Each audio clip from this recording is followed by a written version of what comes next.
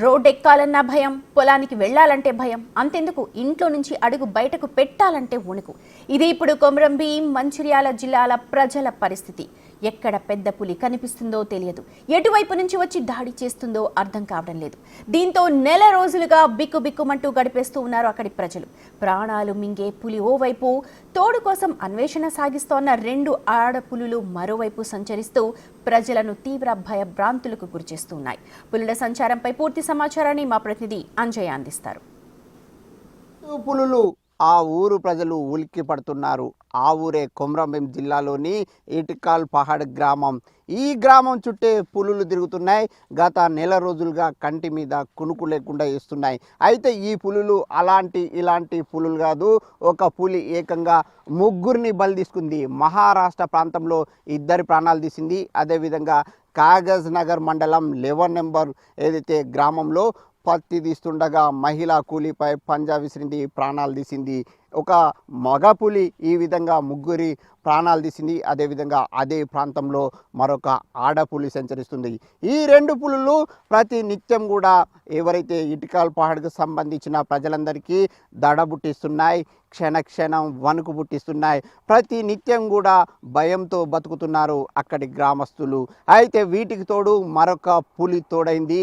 ముఖ్యంగా పెంచికల్పేటకు సంబంధించిన ఏదైతే K8 పులి ఉందో ఆ పులి కూడా ఇటువైపే అడుగులు వేస్తుంది, ఈ ప్రాంతం వైపే వస్తుందని అటవీ అధికారులు చెప్తున్నారు. ముఖ్యంగా ఒక పులి ఏదైతే ఇప్పటికే ఒకరి ప్రాణాలు తీసింది, మరొకరిని తీవ్రంగా గాయపరిచింది. అదేవిధంగా మహారాష్ట్రలో 2 ప్రాణాలు మింగిన పులి, మరొక ఆడపులి. దీనికి తోడు K8 కూడా ఏదైతే ఒక ఆడపులి ఈ ప్రాంతానికి వస్తుండడం పట్ల ఈ ప్రాంతానికి సంబంధించిన ప్రజలందరూ కూడా భయంతో వణికిపోతున్నారు. ఈరోజు ఏదైతే ఆడపులి ప్లాంటేషన్ చేస్తున్న ప్రాంతంలో స్థానికులకు కనిపించింది. దాంతో అక్కడ ప్లాంటేషన్లో చూసిన ప్రజలందరూ కూడా భయంతో వణికిపోయారు. అదేవిధంగా ఏదైతే రాకాసి పులి మగ పులి ఉందో చీలపల్లి అటవీ ప్రాంతంలో సంచరిస్తుంది.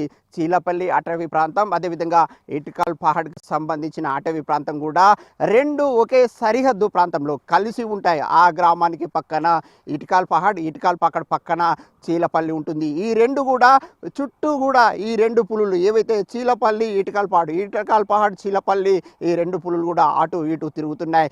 అదేవిధంగా K8 పులి కూడా ఏదైతే కడంబ అడవుల నుంచి రాసిపల్లి చేరుకుంది. రాసిపల్లి నుంచి మళ్ళీ ఏ విధంగా అయితే మగ పులి పంజా విసిరిన తర్వాత 11 నెంబర్ విలేజ్లో పంజా విసిరిన తర్వాత వేంపల్లి మీదుగా ఇటికాల్ పహాడ్ చేరుకుంది. అదేవిధంగా K8 పులి కూడా ఇటికాల్ పహాడ్ చేరుకుంటుందని అంచనా వేస్తుంది. కొంతమంది అటవీ అధికారులు మాత్రమైతే అనధికారికంగా ఇటికాల్ పహాడ్ వైపు ఏదైతే K8 పులి వచ్చిందని చెప్తున్నారు. కానీ ఇంకా అటవీ అధికారులు మాత్రం ఏదైతే పులి వచ్చింది, K8 పులి వచ్చిన అంశాన్ని ధృవీకరించలేదు. ముఖ్యంగా ఇటికాల్ పహాడ్ చీలపల్లి పెద్దబండ అదేవిధంగా మిగతా ఏవైతే పానీ పటారు ఉన్నాయో ఆ గ్రామాలకి సంబంధించిన ప్రజలందరూ కూడా భయంతో వణికిపోతున్నారు. ఎప్పుడు ఏం జరుగుతుందనే ఒక ఆందోళన వ్యక్తమవుతుంది.